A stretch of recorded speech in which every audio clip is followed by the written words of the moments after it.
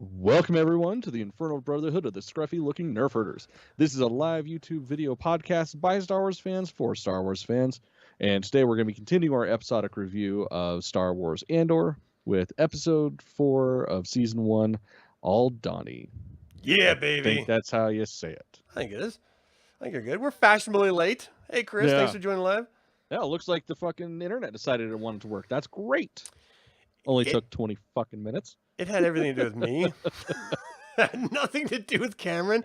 And the whole time I'm like, do you need to restart your internet? Do you need to restart your computer? And it was me. So I take full responsibility. Yeah, shit, I'm coming through crystal clear. This is a first. You look beautiful.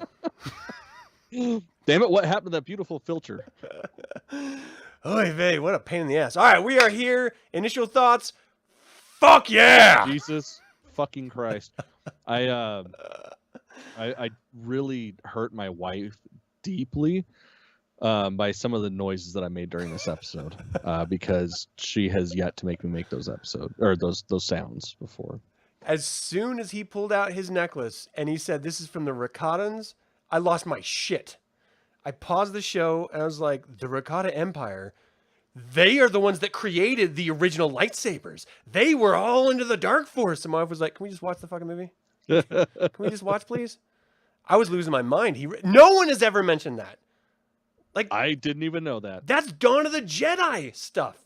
They imprisoned that crazy Force monster with their citadel that Luke Skywalker and the EU would then open up and then have to deal with. Do you remember what is that fucking creature called? God damn it was basically the mother. Yeah. Oh shit. Amma. Yeah. We're on the same page. Yeah, whatever. The fucking squid monster with the sharp teeth. Yeah, but the fact that they even brought it up. Yeah, that's fucking crazy. Oh, there are so many Easter eggs in this goddamn episode. Dude, that's not what got me. The fucking Star Killer, like Star Killer costume. Dude, I fucking was like, oh god, that made my nipples hard. What the fuck? I was like, wait a second, is that canon now? It's canon now. It's canon. Like the. I mean, to be fair, it wasn't canon even when it was canon because fucking Uncle George hated it. That's what I'm saying. But now the Sith infiltrator helmet part of it, totally canon. Maybe not everything else, but at least definitely not everything else. And honestly, there's some shit in this episode that I was like, well, never mind. We'll get to it when we get to favorite and least favorite parts. Well, let's get into the episode here. It's directed by Susanna White, written by Dan Gilroy, Tony Gilroy's brother, and it was released September 28, 2022. I can't help but think the people that crafted this episode just loved Star Wars as much as we do, and I'm so pleased. So pleased. That's all it was. It was like dropping little Easter eggs of happiness. Like, oh, you guys are sad. That's not real anymore. It's real now. We got you. We got you. It's real. And it's like, I really want to go back through with a less critical eye on the costumes and more critical eye on everything else, because I know I missed a lot in this episode. Yeah. I mean, just his office alone, his like gallery, like that is just filled. I want to go frame by frame on all of that shit and figure out what's in there. I've watched a few different episodes already of different people's shows talking about all the little spoilery Easter eggs in there. Not spoilers, but Easter eggs. And there's even a part where there's a cryo-frozen whip that people are saying is Indiana Jones's whip in the back room. Like, I believe it. Awesome stuff. All right. So anyway, we're going to get on all that. Let's go through what happened in this episode, because arguably not a ton happened, but some significant things happened. Yeah, that's the thing, is it's like that's what the show's getting right, is it's leaving you wanting, and it's giving you just enough to keep wanting to know where all this goes. But yeah, so it starts off right where it ended last time. They're on the ship. He's getting ready to meet up with the other, I guess, rebel people, whatever. And he's having to come up with it was this one. He had to come up with a backstory, a back name, and apparently his name is Clem, because that just sounds like a name that this guy would have. Well, Clem is Marva's partner, like the husband figure. Oh yeah, that's right. That makes sense now. Which I actually thought was a stupid move, because then they could trace it back to Marva, or look at Marva and trace it forward to Cassian through her. It's like, why don't you just choose like Bob? Just do something stupid like Sven. Chef. Yeah, like Chef. Could be Jeff, and then everybody would struggle to say it. Yeah, dude. Sorry. Sorry, go ahead. I interrupted on Clem. You're beeping. It's like your phone on or some shit. Who, me? Or am I just going crazy? Guys, I swear to God, I heard a beep. Anyway, so yeah, he's oh, I'm froze. That's what it is. You're not froze to me. You're good to me. Oh, the fuck! It was frozen. Okay, I'm just gonna keep going then. I guess. But yeah, so they're getting together, talking about what's gonna go down. Sort of like vague ideas of what the job is gonna be. Yeah. And Cassian's just not having any of it. And once they finally touch down, and he's like, "Hey, look, I'm gonna go talk. You stay the fuck here. I gotta work this in." Then he's finding out he's not even the boss of the Enterprise, and it's just like real weird, real sketchy. So he's like, "All right, fine, whatever. I'll pull out this fucking Kyber crystal, and you can easily get 50,000 for it. So consider that a down payment. But I do want it back. Yeah. But what if I die? Well, I want it back." He's like, "Oh, I'm getting it back because you're not gonna die. You have to survive." Yeah, so that's when we get introduced to. I was just looking at it. Vel Sartha, right? Vel. Yeah. So she's essentially the leader of the Highland rebels, I guess. Yeah. The Scottish and Highland. She's a real fucking ray of sunshine. She is. Just pissed as shit, looking like she's gonna kill that motherfucker. Syril, or not Syril. That's the other poster. Yeah. Nah, that is fucking awesome. It's got the whole crew. I didn't even see that one. That's beautiful. I need that as a shirt or a fucking face tattoo. Yeah. Oh yeah. But yeah, so shit, where was it? Oh yeah, so she's getting pissed. Luthen, or whatever the fuck his name is trying to convince her, "Hey, no, you're short a guy. I got a guy." Mm-hmm. Well, he's not a part of the plan. It's like, well, guess what? He's a rental. If he fucks up, we kill him. He's disposable. That's fine. So just take him back with you. I really like, if I could interject really quick, I like the dynamic between the two, because clearly Luthen is in charge, but Vel is she's got some like, he put her in charge of the rebel cell. And so she is supposed to have full authority, except when it comes for him to put his fingers in the pudding. And then she just got to kind of go along with it. But there's this wonderful moment that reminded me of some of my interactions with coworkers and even my kids, where he's like, "Are you listening to me? I need to know that you're listening." Like, he like burst out aggressively at them, at her. And she was just like, "Fuck, okay, you're serious. I get it." And I was like, I have been there so many times in life that I've had to like shout at people to tell them to shut up and listen. I'm not arguing. I just need to know you've heard what I've said. Yeah. It was so great. Oh. Yeah, it was fucking real. Like, who hasn't been there? Yeah, so then they go on their great journey through the Highlands. It's fucking beautiful. So I want to go there. So beautiful. And we get this nice little buzz by of a fucking TIE fighter. And here's the thing, I don't get, how the fuck are they going to hide but facing the TIE fighter? Especially when they're, one, not wearing anything even close to the color of the landscape, and two, they're wearing alternating stripes of red. I saw that too. Like, how the fuck are you that TIE fighter has to be like dicking off on his phone or taking a nap and it's on autopilot, because they would have been fucking shot. What's like the modern phone game that people play right now? That's what they were playing. Whatever. Oh yeah, probably. Yeah, Pokemon Go. I mean, you gotta just playing Pokemon for sure. Yeah, you got to hit the fucking "I'm a passenger" shit so that it lets you play in the car. That's fucking dumb. Oh yeah. Yeah, that's exactly what they were doing. They're like, "Hey, we're up in the Highlands of Scotland. What? I'm sorry. Whatever the planet they're supposed to be on, and like clearly." Like, there's the Pokemon out here. I need to find them. Let's just go on a joyride until I locate a raid or something. Right? I mean, it's 100%. You got to catch them all, dude. Got to catch them all. That's what happened. But yeah, I was looking at that too. I was like, that's the worst hiding ever. She's like, tuck in. And then they just laid on a rock. Yeah. Like, what? Your Like, what? face. You didn't even try to hide your face at all. You're just like white Right. person staring up at them. There's no universe where this TIE fighter pilot's flying by and he's like, oh, face rock. And then just keeps going. Right. Well, see, the thing is, I think the reason why he missed them was because Cassian shaved before they got there. Or before he got there. So, yeah. I think that might be it. They're looking for a guy with a beard. Yep. Not a guy with tricky scruff. Tricky. Mm-hmm. So, did you notice the goats? Did I ever? The 4-horned goats, which, if you look at our logo, which you can't actually see right now because I don't have it up.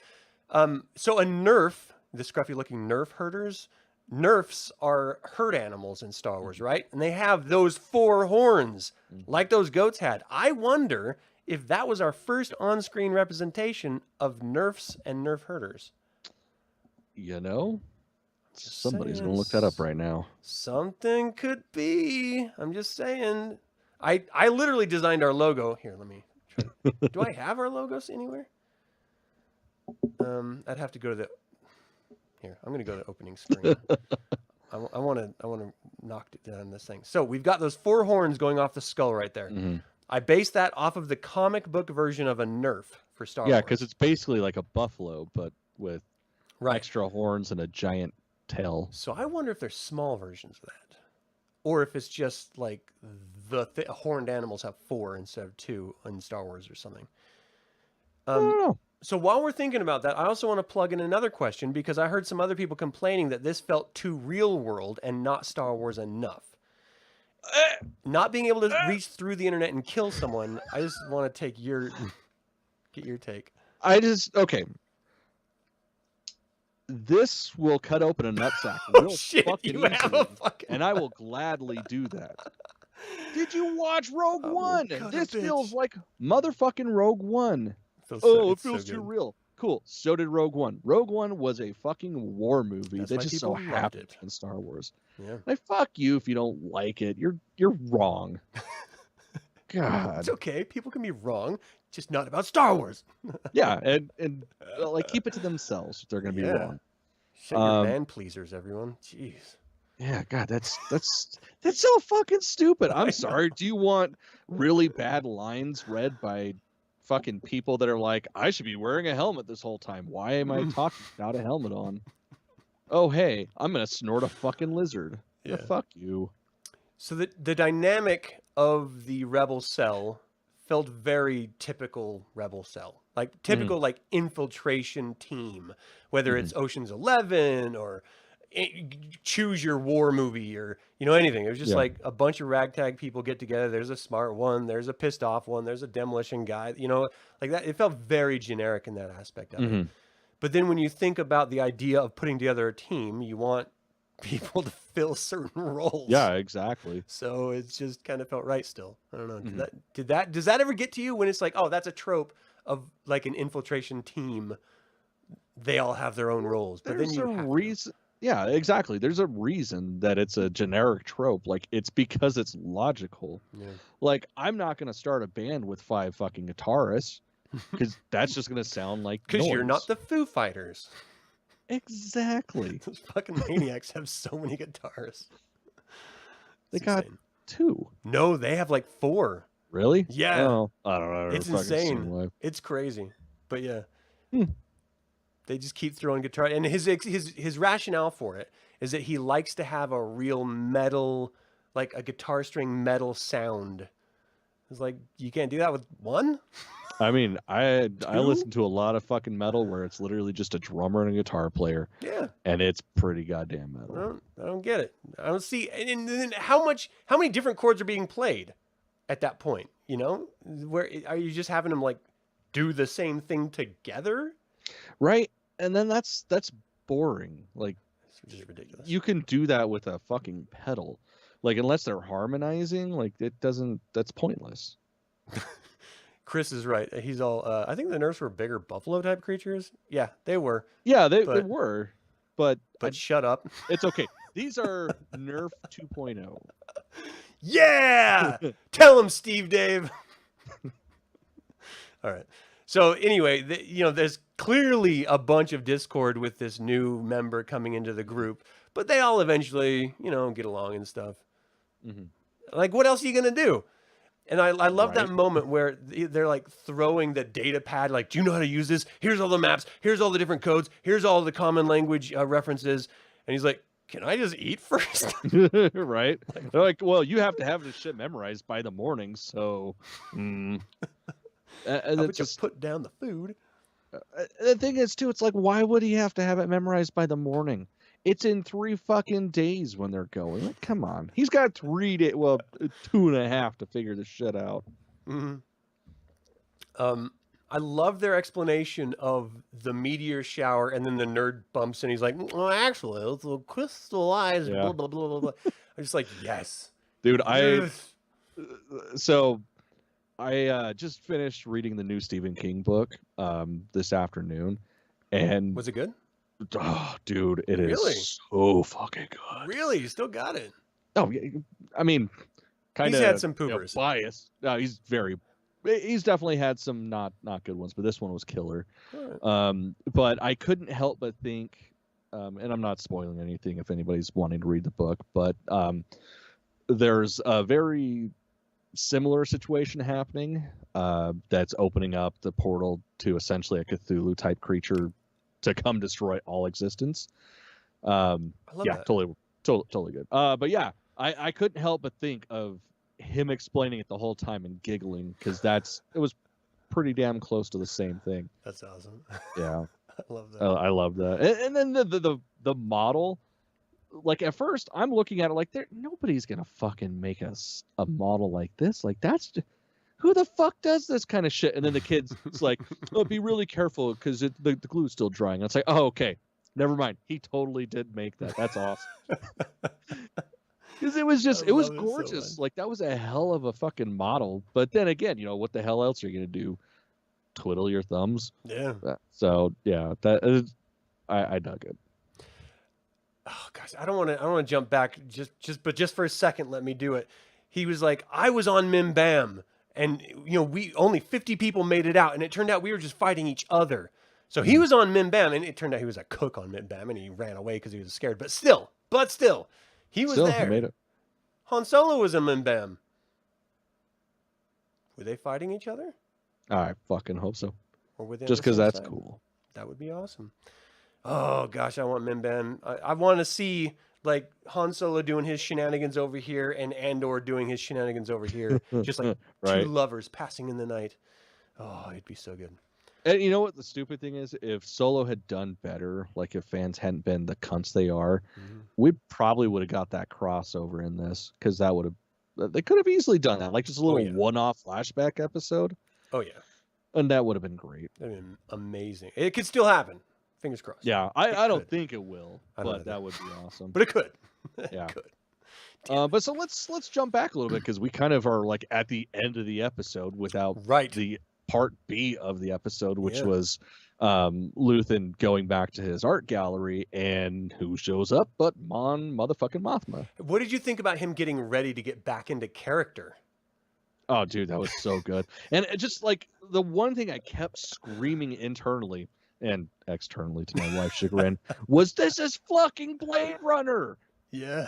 It's, oh my God. I think that's what people's problem is. It's Blade Runner, and they don't like Blade Runner because they're wrong. Blade Runner is amazing. Both of them are great. Sorry, I took that as like, because there's 3 different cuts. How of the is original, only both of them? But I got you. Yeah, I love the second one too. But yeah, I totally bought it, because why the fuck wouldn't he put this disguise on and fully embody the guy? Yeah. Because I mean, shit, he looked like he easily changed from being, I'm this brooding guy to I'm a flamboyant art dealer. For sure. And it was fucking great. And even holding character while he's like fighting with Mon Mothma in the background.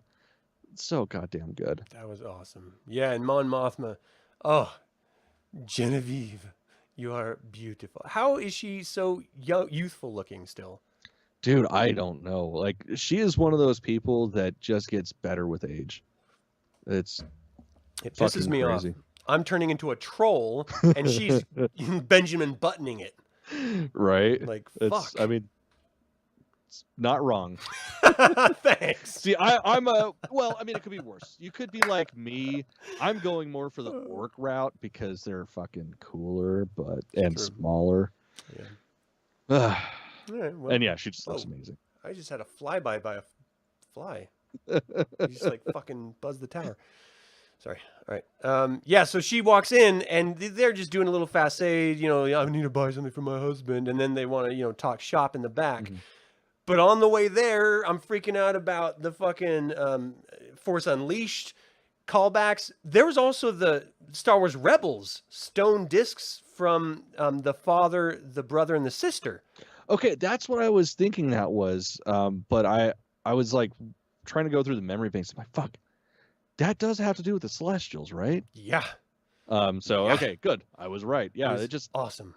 Everything in there had purpose and it had a reason, and that just made me so happy. Well, he had holocrons in the back room on the shelf. Like he had like just stopping. It looked like he had the, you know, in Temple of Doom, the whole purpose is to go get the MacGuffin of the rocks. There was 2 of the rocks on the shelf. Oh God, I hadn't noticed that. Like fuck me, it was like right next to the holocrons, and you know it was blurry, so maybe it wasn't. But that's my interpretation. I saw the whip and I lost my shit. But like out in the front, they had a rebreather from fucking Master. He picked up Ahsoka Tano. Plo Koon. Plo Koon, yeah. They had a rebreather of his species in there. They had so much. They had a set of Mandalorian armor, like front and center. Yeah, it just everything about that. I want to visit this art gallery. I know it's way out of my price range, but just like even if I could go up to the window and look. Yeah. So good. Fucking have to wipe your breath off the window and shit because you're like, right? Yes, please. I would totally walk through. But yeah, I love the panic that Mon Mothma has. She's like, everyone is new. We're being watched. They're tightening the grip. Like even the driver's fucking new. Like everyone is watching. And then it's all compounded and contrasted by her own husband being so oblivious. Oh my God, that guy. I just wanted to beat the shit out of him. First of all, I love the style. I love Japanese clothing styles. I love Japanese hairstyles. But he was a douche. Yeah. He was like every 70s karate white guy thinking that they're fucking some sort of like, you know what I mean? Like you've got this shitty 70s beard and he like thinks he's a fucking karate master because he watched Chuck Norris once. Like, get the fuck out of here. Wait, you suck. Is that the only requirement? No. Oh, okay. God damn it. Because I was like, man, I've watched like every fucking Bruce Lee movie dozens of times. Well, that definitely leans into it for sure. You could be that guy. All right. You heard it here, folks. You could grow up to be that guy if you want to. Hell yeah. Yes. No, he was a job tomorrow. Dick. She was like, well, you didn't tell me. Like, we're active. First of all, I got angry when she said the representatives that are coming over are starving their fucking people. And I was just like, this is too real. Like, this is way too fucking real. Like, that's what we do as Americans. Like, we make sure that we send money abroad and we keep our own fucking populace down, which is fucked. But then it's going to be coming to a galaxy far, far away, too. I was like, I always imagined the Empire's threat was overt. Like, they would destroy a mining colony when they're out of it, or, you know, abandon a planet or something. But like, it's the little things. It's the making deals that end up in your populace suffering that are not overt, that are really the things that cause the rebellion to come out. Oh yeah. And that's exactly what she's talking about here. It just really made me angry. Well, and she was like, fucking anytime he'd open his mouth, she was like, here's 7 reasons why you're a cunt. And he's just like, oh, well, don't be a poopy pants. I heard you got me a present. Yeah. I'm sending it back. Fuck you. God, they either badass. They either never have sex or they have the best sex. Oh, I guarantee it's got to be just like the meanest fucking, like somebody's bleeding or has a black eye afterwards, and that's why he's got that smirk on his face, because it's usually him and he's grown to love it. Yeah. Oh yeah. Oh goddamn! If I would have seen a fucking lament configuration in that fucking antique shop, I would have come. Yeah, exactly. I would have had to Like- stop the episode, change my pants, probably take a cold man. shower or two, and then start up again. So awesome. So clearly with Mon Mothma, she is on the edge of losing her nerve, seemingly. Like she is, it's like the Empire is closing down so much, and we're going to get into the ISB here next, I think, and for good reason. Like, clearly they want to make sure that there's no fucking issues with their fucking imperial rule, their dictatorship. But like, I can't. Oh, this is where I wanted to go with that. Sorry, I was stumbling for a minute. She had told Luthen that she had someone in mind that could help, but she didn't name any names. I think that was Alderaan. That's kind of my thought. Well, but then again, it's like I don't know where this fits on the timeline necessarily with the beginning of the alliance, because ultimately Alderaanian people were already like heavily in the alliance before the alliance was a thing. So yeah, I don't know if it would. Well, fuck, I guess it would. Bail Organa was like from there from the beginning. Yeah. Well, I'm trying to think. I don't know, because I don't know if he would have been introduced already, or if that's who she's talking about, or might be talking about Leia, because Leia She's technically started when she was 16. Leia's too young for right now. This is 4 years before the Battle of Yavin. She was 19 at the Battle of Yavin. Really? I didn't know this was so early. Wasn't she? I'm not talking about her age. Yeah. I'm talking about the timeline that we're in right now. Yeah. This is I thought 4 this years was before way the Battle of before that. Yavin. No. Oh, This is fuck. only 4 years before the Battle of Yavin. I don't think So- she would bring out Leia to that. I don't know. Well, and that's, of course, that's going to be hopefully where this shit leads to, is who she's trying to bring in, and then Right. bring in another cast member. But I bet it's either Bail Organa or it's Saw Gerrera, like one of those two. I don't know though, because he was talking about Saw. Luthen was, I thought, so he They already mentioned knows the it's Saw. partisans. Did he actually say Saw? It might not have been him then. It might have been now I'm like, Bell. Yeah, I don't know. I just watched Oh, it yesterday, so man. of course I can't fucking remember. yeah. So Chris is saying Leia's a teenager at this point. Okay, No, she was. but a she was teenager. not an overt member of a Republic or a rebellion cell. She was just working with her father because her father was an overt member of the cell. See, and I think that's covert what's member. messing me up, is like mixing up canon with legends. Right. Like it's such a blurry line these days. I don't want him to bring Leia into this. I really don't. I don't think it's necessary. Yeah. I like this being sort of like B characters, not A characters. I don't know. I think that would actually cheapen it a little bit if you brought in Leia. Like the point of what makes this great is that it's grounded in its dirty, gritty, compromised morals. Like you're okay to murder people, and like it's beginnings, it's dirty, it's vile. Leia would not be down with that. Not necessarily. Yeah. Yeah, I don't. I think mean, it makes she sense. put a cap in some people herself, so maybe she would be. I don't know, but Yeah, but that was also like literal life or death. Like right. some of these situations, you're the antagonist. Like it's, the lines are blurry with who's the bad guy, who's the good guy. God, now you got me thinking. I don't know. Yeah, fuck. I don't know. I don't know how to pull it off. possible. Mhm. You think it's gonna be Akbar? It's a trap. No, because Akbar, I'm pretty sure, was there from the beginnings as well. Because that was in the Vader comic. Yeah, I thought. Yeah, he was one of the. I think he's already with Mon Mothma, right at this point, because they got fucked by the Empire first, like building all their ships and shit. Hey, Dan Lambias, how you doing? It's been a while. Okay, so what else? Is there anything else with Mon Mothma we need to cover? No, that's pretty much it. Like she's just fucking. You can tell she's ready to kill somebody, but she's still having to put on the facade of being a respected senator. Let's close with the ISB because I want to talk about sad face Syril. Really quick. Sad emoji face Syril. Oh man. So goddamn funny. Kid. He's such it's a just dick. great. It's great because like every time you can tell he's thinking, God, it can't get any worse. It gets so much worse. Like, and as the agent is telling him, like, look, you guys, fuck off. Get your shit, get out. You're not even staying in company housing anymore because you're not a part of the fucking company. And guess what?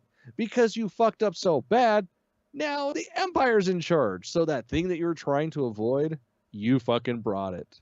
Congratulations. And then, of course, God, what's his name?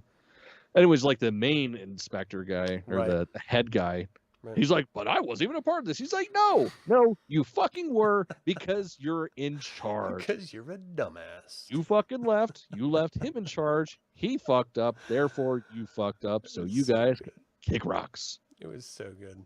I love a good bitch out session. I've been on both sides of that in my time in the military, where you're getting bitched at and you're just like, fuck, I gotta tighten my butthole or I'm gonna poop. Or you're just laying into someone. You know, it's always justified. It's never just shits and giggles. But I love a good bitch out, and that one it was great. The motherfucker raises his hand. It's like, are you kidding me? That was so fucking funny. Who the fuck raises their hand? You're an adult. Shut the fuck up and sit there. Plus, the thing is, like, the Empire's in its infancy right now. But the ISB is still one of those groups that you fucking know you don't want to see. You don't want them to see you. Yeah. I mean, they, of course, do see you, but you don't want to know that they see you. Mm-hmm. Like, you want to stay as far away from them as possible because they're the ones, in Legends, of course, but they were like the most ruthless motherfuckers out there. Like, having their own torture chambers and shit. Like, an entire... Yeah, they'll make you disappear. Citadels of that. Yeah. Yeah, it's no fucking joke, man. Yeah, the ISB's fucking... scary, dude. What about the way he? Oh, hold on. Before we get to that, I'm like dying to do it. But seeing fucking Syril go home to mommy. Oh my god, that was so great. She just smacks him.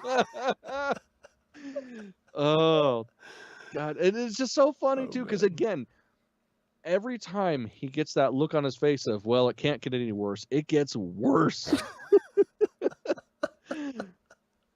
And it's just. So I was sitting here talking to my wife. I'm like, there's two options here. I think I only told one to her. I'm like, wouldn't it be ironic if he's so turned against the Empire that he ends up working with Andor? Or he sticks with it and he goes with the ISB, like working with the ISB officer. I don't think ISB is going to happen. I do see him going to the Rebellion, though. Oh, wow. What do you guys think in the chat? Do you think he's going to go with Rebellion? Because he's not going away. So he's either going to go with the Rebellion or he's going to go with work with the ISB as a civilian, an informant or something about this particular thing. Because Deidre, she is fucking motivated. Yeah. And I really think she's going to tap into him because he was the one that led that investigation to get her little box back. Mm-hmm. Speaking of. Yep. Yes, please. I would like one. So Chris is saying Rebellion as well. Okay. Dude, okay. I mean, he's so fucked because he's fucked because of himself and his idiocracy, just being a complete idiot. But like the Empire fucking ruined him, like completely. So I can totally see him becoming a rebel. Yeah. And his mom wasn't exactly living in the lap of luxury. She was in the ghetto. So I can only assume that she's going to influence him a little bit in that direction as well. Dandelion says Rebellion too, so. Huh. Yeah, I'm pretty sure that's where it's going. So Chris is saying he was only doing what he thought was right, and that's why I never do that. I always do what I know is wrong, and I never get in trouble for it. It's more interesting that way. Plus, if you have that thought in your head of what you shouldn't do, for other people, they're going to think, oh, well, obviously this is what so-and-so would do. So then you can blame it on someone else. Nice. That's just I like it. The way to do it. I like where your head's at. Who do you think Deidre's Miro's character is? The head guy made it seem like she's related to someone important.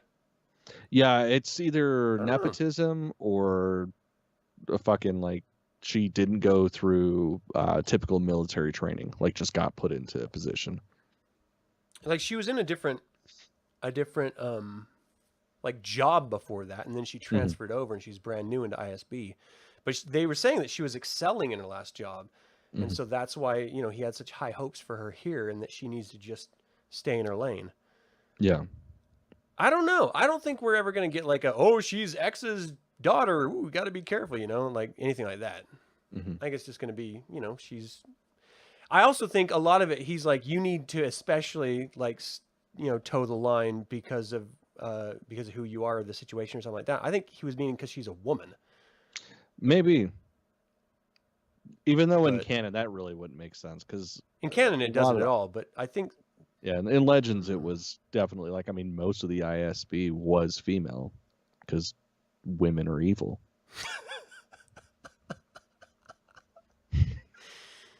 Moving on.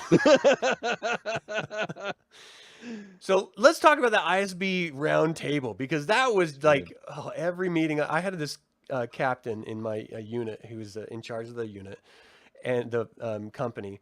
And when I first got there, this guy, he would sit there and you could see the stress marks like swelling on his neck, the red marks that welt up. Every time he would just get so upset and just like, "Rrr." Everyone was afraid to say anything or, you know, bring up any contradictory points that he was saying or anything. It was very, very contentious. I thought that that's what this was going to be like, but the more I listened to this, where's his name? Major Perdagaz, he's awesome.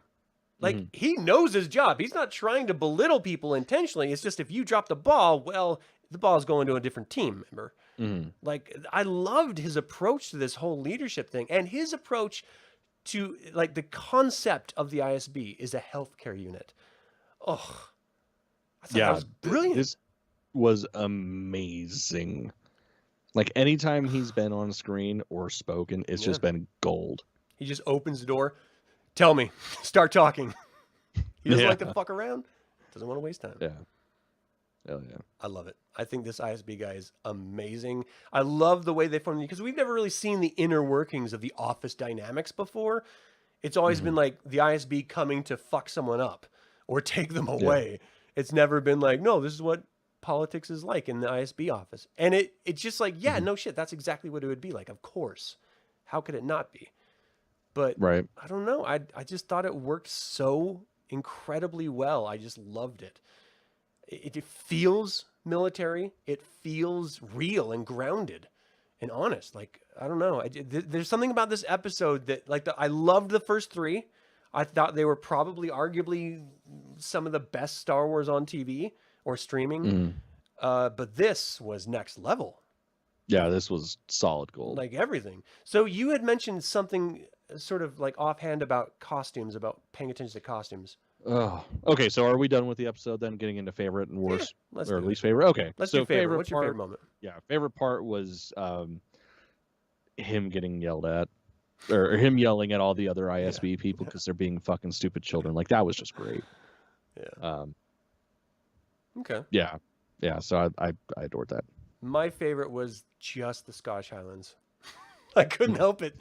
I loved everything that they were doing in the Scottish Highlands, but that scenery, it's just so beautiful. I was like almost not paying attention to what was happening to the characters because I was just looking at the scenery. It was just so stunning. I just loved it so much. Yeah, I want to squat there. That'd be great. Are there going to be dog soldiers in the background? Kind of think there should be dog soldiers in the background. Hell yeah. Absolutely. It's a Scottish werewolf film for those of you who don't know, and you should know. So go watch it. You should absolutely know. Okay, so least favorite. Here we go. Least favorites. Okay. So for those of you that don't know, I'm a part of the 501st Legion. It's a Star Wars costuming club. And the thing with it is like stress on screen accurate costumes. There's, of course, a joke in the Legion that a lot of costumes on screen wouldn't have made it into the club, i.e. the original Vader, basically anything from A New Hope. Some things from Empire like wouldn't pass at all. Like, you could literally take it off the set, put it on, get pictures, and they'd say, this is what's wrong, this is what's wrong, this is what's wrong. That's how what do they base the rules on then? screen material, like clear references, so production photos, shit like that. Basically, a lot of stuff that you don't actually see on the screen. Now, that being said, shit like this, it kind of, I have a hard time with it because like it's screen accurate because it's literally on the screen. But then I see the things that would make the costume acceptable in the club, and it's like, how the fuck are you gonna do that shit to me? So that's all I saw for the first little bit with the ISB agents. The fucking collars are wrong. Really? Like you can see the clasps that hold the neck together. The fucking snap area right here, it's supposed to match with the seam up here, and it's so fucking jagged. I'm just like digging my nails into my face and hitting my microphone because it was just like, it looks so bad. Why are you doing this to me? And the fucking rank bars were terrible. Like, it just, God. Next time I watch it, I'm not going to care about all this. But first time watching it, it's like, yeah, none of that shit would pass. Wow. Fuck these people. Fuck these costumers. I had no idea. Getting their job wrong. Yeah, it's because you have a life, Adam. You're not a loser. I don't know about that. Definitely don't think so. But yeah, wow. Okay. I'm glad I don't know because I didn't pay attention. I'm glad at all. you don't know either. I was just enjoying what I was seeing on screen and loving every minute of it. I guess. Oh, so least favorite for me. I loved this episode. I can't think of one thing that I was like, it was dumb. Hell yeah. That's good. I can't think of one. That's a reasonable response to have. Even the AI robot that like flew Luthen's ship was awesome. Mm-hmm. Yeah. Like, everything. It was just, the whole thing was great. I don't know. I loved it so much. It felt different than everything else. I love the moment when Luthen's like, I didn't come for that little star box. I came for you. Mm-hmm. I was just like, kiss him. We just hear the love story song flood in. Da-na-na-na-na-na.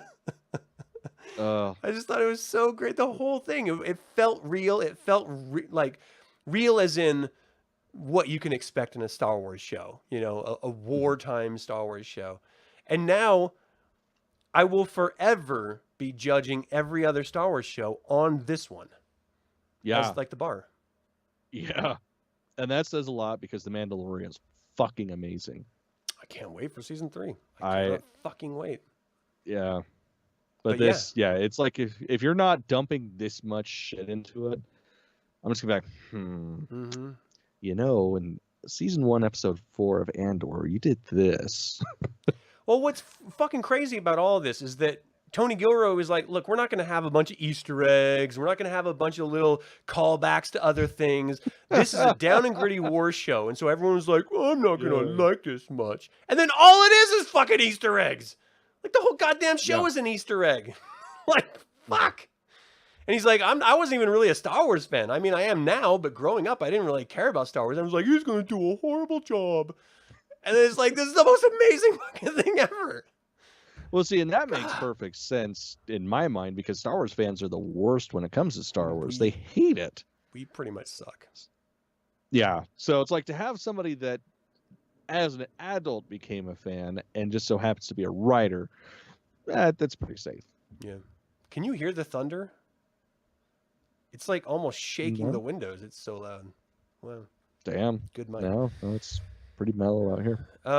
Well, is there anything else? Well, let's talk about hosts for the future. I mean, I have no idea. I mean, we know they're going to go into the garrison, but like, I just can't wait to see it happen because obviously we know he doesn't die. Yeah. So that kind of takes off the, are they going to make it or are they not? Now, how successful they are, that's of course what we don't know. Yeah. But like the only thing I'm really concerned about is actually seeing the visuals of the meteor shower. Yeah. Like, well, we see it in the trailer. Do you remember that trailer?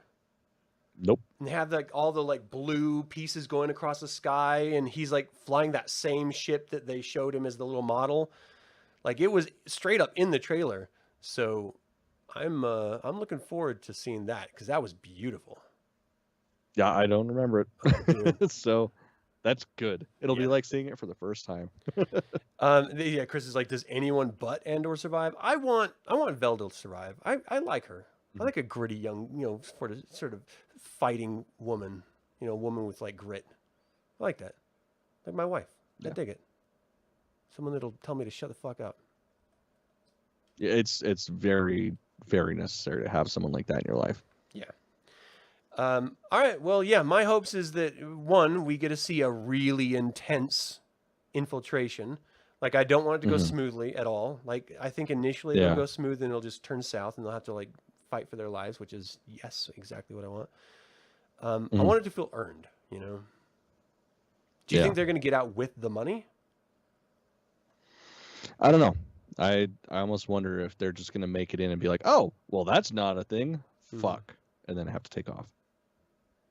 Oh, man, what if that's it? What if it is a fucking setup? Like, it's just been a setup to get a rebel cell, like a random rebel cell. Wouldn't surprise me. Oh, shit. Oh, shit. I'm so excited for next week. Oh, God damn it. All right, well, that's all I had. Is there anything else you wanted to cover? Nope, we got it. We've been talking longer than the episode was. Oh, shit. All right, well, thank you all so much for tuning in live. Dandelion, Chris, really appreciate you guys chiming into the episode. It makes it fun for us, so we appreciate you. If you want to subscribe to the show, that'd be awesome. I guess let other people know that this is a thing that happens from time to time. As long as Andor is going, we're going to be doing weekly episode reviews. Usually they're on Sundays, but this schedule is a little bit mixed up because of life. But we'll get back on track sometime, and hopefully this will be a regular timing thing eventually at some point. I don't know. We're adults, so we have lives. What do you want? We're gonna do our best. Yeah. But share the video if you like it. That just let other people know about this nonsense, because we all are adults and we all love Star Wars, and we're all gonna have fun talking about it, whether you're here or not. So why not be here? It'll be great for you. All right. Until the Infernal Brotherhood convenes again, my fellow scruffy-looking Nerf Herders, may the Force be with you. What is everything I want? It's a very good question. It is. It's the cast of What We Do in the Shadows nude. Everything I want. Actually, that's probably true. Not wrong. That's not the point. The point is that it just seems necessary.